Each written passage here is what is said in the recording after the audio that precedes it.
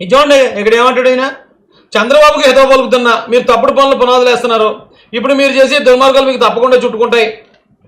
బాబు జగన్మోహన్ రెడ్డి గారు, ఇది first half కాదండి, ఇదే క్లైమాక్స్. ఆల్రెడీ ఫస్ట్ హాఫ్లో మీరు చేసిన దౌర్జన్యాలకి మీకు ఆల్రెడీ తిరిగి కౌంటర్ స్టార్ట్ అయింది. అంటే ఇదే సెకండ్ హాఫ్ క్లైమాక్స్. ఇది ఇంకా సినిమా ఉందనుకుంటున్నారా? ఈ 3 సంవత్సరాలు అయ్యేటప్పటికి చాలా సినిమాలు చక్కబడిపోతాయి. ఇక్కడ మీ జీవితానికి ఆఖరి ఎన్నికలు కావచ్చు, రామకృష్ణ అనుకుంటూ కాలం గడపండి. వీడియో కూడా ఉందండి, వీడియో పెడతాను ఉండండి ఒకసారి.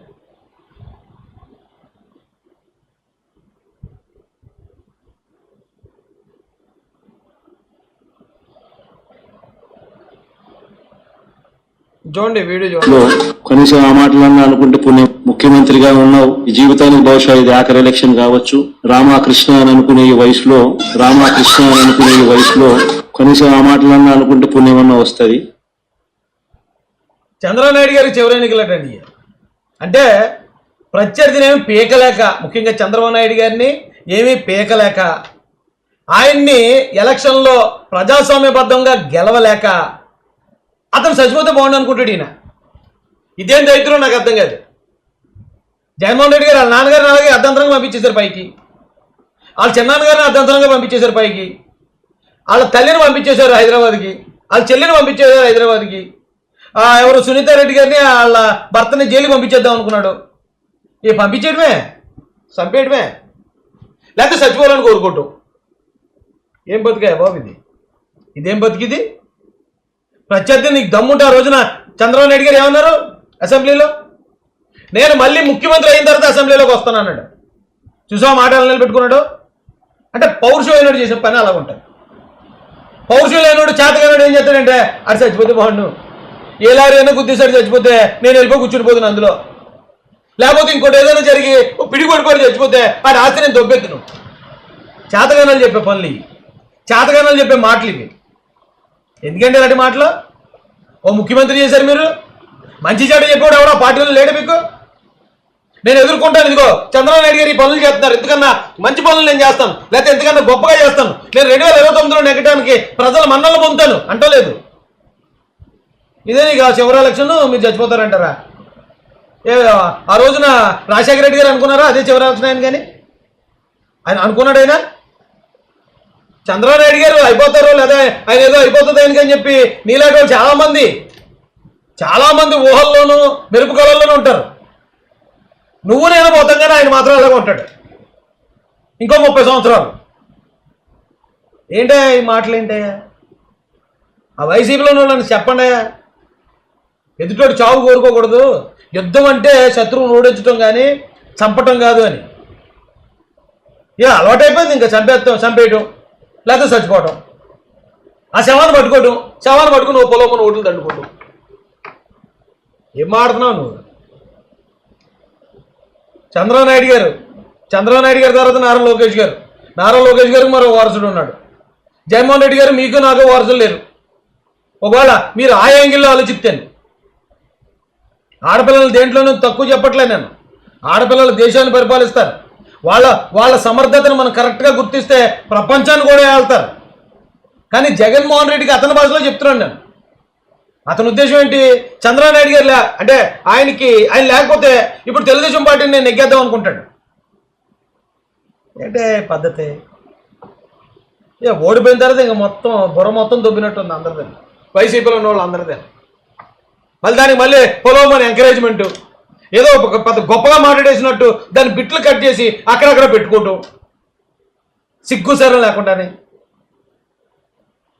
ప్రత్యర్థిని చావు కోరుకుంటాడు ఎవడనే, ఎవడో చేతగానుడు లేకపోతే ఎందుకు పనికిరానుడు చేసే పని అది.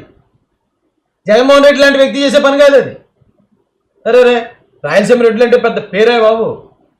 రాయలసీమ రెడ్డిల సినిమాల్లో చూసి మేము మా కోనసీమ వాళ్ళు ఎలాగో రెడ్లు అంటే మంచి పౌరుషంగా ఉంటారా బాబు, రెడ్లు అంటే ఎలా ఉంటారు అలా ఉంటారు అనుకునేవాళ్ళు. కానీ ఈ జగన్ రెడ్డి వచ్చిన తర్వాత ఇతని బిహేవియర్, ఇతను మాట తీరు చూసి ఇదేంటి మొత్తం రెడ్లందరూ ఇలా ఉంటారా ఏంటని చెప్పి అందరూ రెడ్లు కొన్న పరువు మొత్తం పోయే పరిస్థితి వస్తుంది. చచ్చా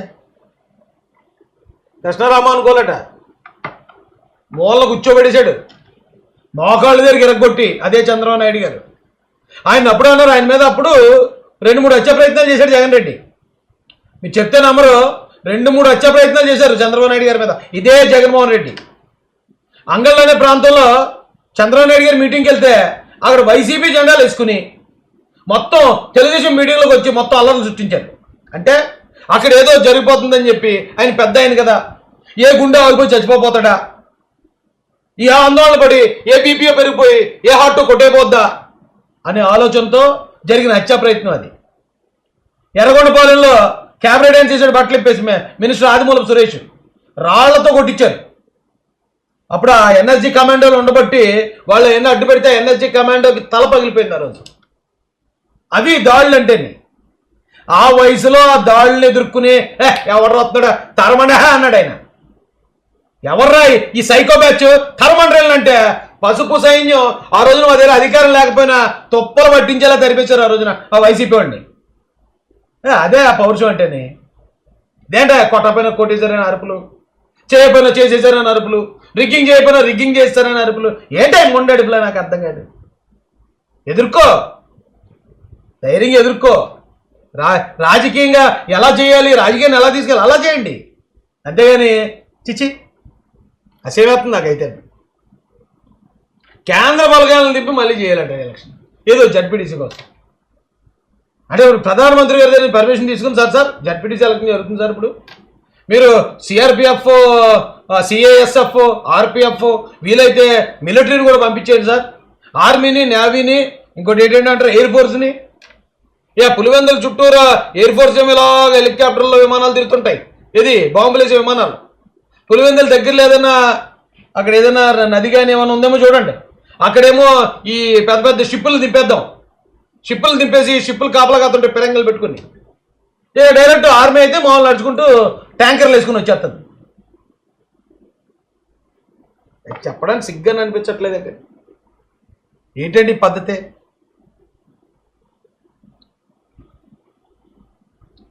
మొత్తం ఆయన ప్రెస్ మీట్ అంతా ఇదే. ఓ మాజీ ముఖ్యమంత్రి 150 మంది ఎమ్మెల్యేలు గెలిపించుకున్న ముఖ్యమంత్రి ఒక్క జడ్పీటీసీ స్థానం కోసం ఇలా బోర్మని ఆడవటం మాత్రం అస్సలు బాలేదా. ఎవడేమనుకుంటా అనుకోండి. ఒకప్పటి జగన్మోహన్ రెడ్డి అభిమానిగా చెప్తున్నాను నేను.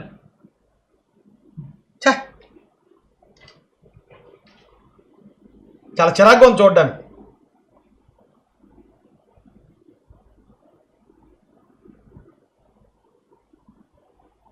ఇవి చూడండి ఇక్కడ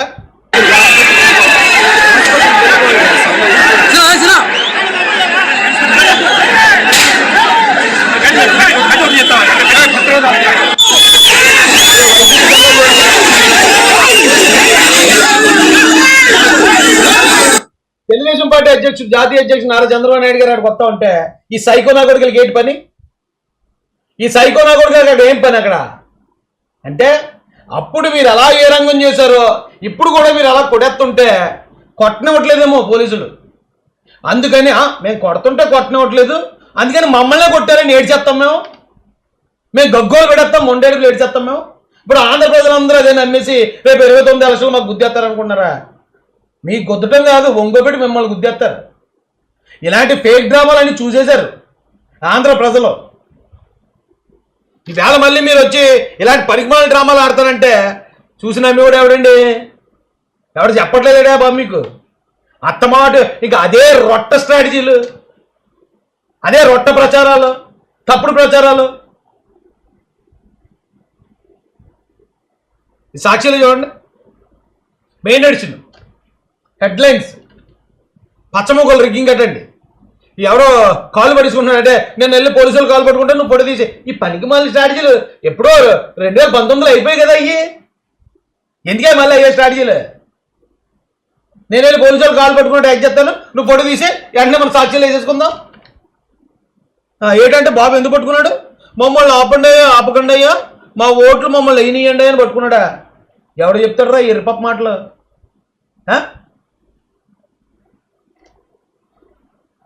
ఆడు ఏ వైసీపీకో దొంగోటేలోకి వచ్చి ఉంటాడు. బొక్కలే వేస్తాను రా నువ్వు దొరికేసా నాకు అడ్డం. కానీ ఆ పోలీస్ ఆఫీసర్ అయితే సార్ వదిలేండి సార్ ప్లీజ్ సార్, నాకేదో డబ్బులు ఇచ్చారు సార్, గంజాపట్లం ఇచ్చారు, అందుకే నేను వైసీపీకి ఓటేనోకి వచ్చాను, దొంగోటేనోకి, నన్ను క్షమించండి అని కాల్ పట్టుకున్నట్టు ఉంది. అది అంతేనా బాలు? అలాగే అది ఉంది.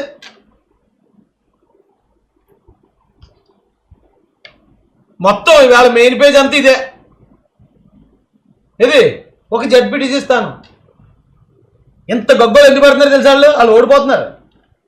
పులివెందుల్లో చాలా ఘోరంగా ఓడిపోతుంది వైసీపీ.